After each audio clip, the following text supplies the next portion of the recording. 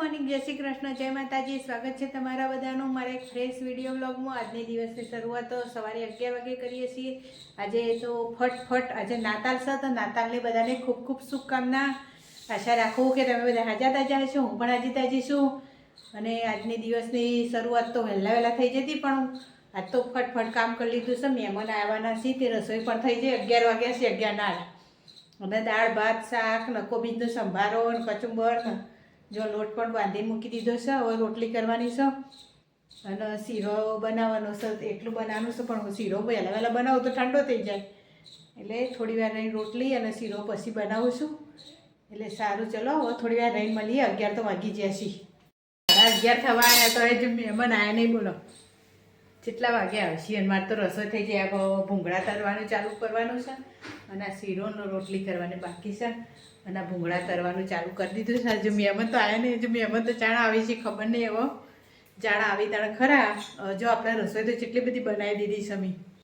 જો કોબીજનો સંભારો, દાળ, કચુંબર, શાક ને ભાત, અને આ બાજુ ભૂંગળા તરવાનું ચાલુ છે. રોટલી ને સોજીને શીરો એટલું કરવાનું છે. આ બધું આપણે તૈયાર કરીને મૂક્યું જો ઘડિયાળમાં 11:25 થઈ જશે.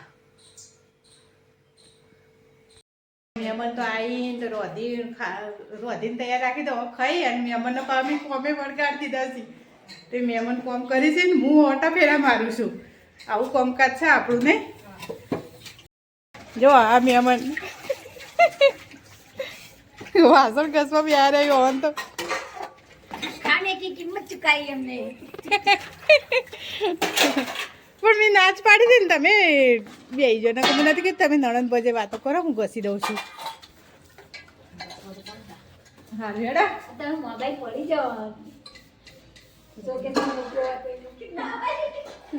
બે જણા વાતો કરી, મસ્તી કરી અને વાસણ ઘસી છે. એટલે હું પોતું મારી દઉં ફટફટ. જો મહેમાન વાતો કરી છે, બેઠા બેઠા વાસણ ઘસાય ને હવે વાતો કરી. સાહેબ જોડે વાતો કરી છે બધા બે. જો મહેમાન તો હવે આરામ કરી છે, વાતો કરી કરીને કંટાળે બધો, એટલે હવે મોબાઈલ લઈને બેસી જાય બધો. ઉર્વિશ ઊંઘી ગયા, ઉર્વિશ તો ઊંઘી ગયો અને આ બધો મોબાઈલ લઈને બેસી જાય. મનુલાલ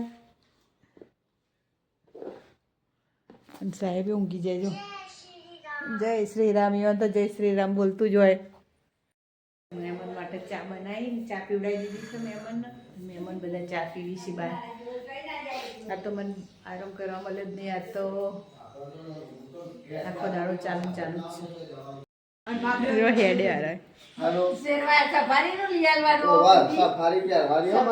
એવું કોઈ ખબર કે મારા લગ્નમાં હું ફુવાન બે ફુવાન હરખો કપડો લઈ આલે એવું કે ઉર્વીશ. અમે કલર નહીં કેતા, જે ઈચ્છા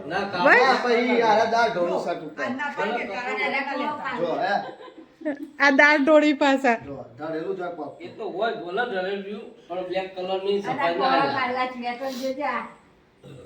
ઓ અને જો કેટલો કોણો પાડે જો.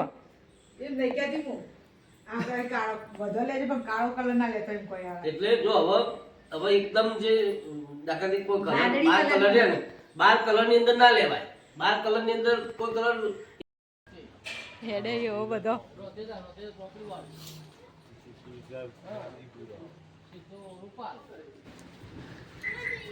યસુ તો નહીં આવે, યસુ તો શરમ બહુ આવે ને. યસુ શરમ બહુ આવે પાછી, એટલે રાતના વાગી ગયા છે 9. આ તો આખો દાડો હળાઉસમાં જેવું છે, કામમાં કોઈ શેર નહીં. અને એવું થાય કે કામ છે. જો આ તો કપડાય નહીં હમકેલા નહીં. પદની વેળાના બધા મહેમાન 5 વાગે જ્યાં, પછી એ બધા જ્યાં 5 વાગે પછી થોડી વાર આડી પડી અને પછી મેથીને એવું લાવે તે મેથી સમારી નીમોમાં રાખી વેળા જતી રહી.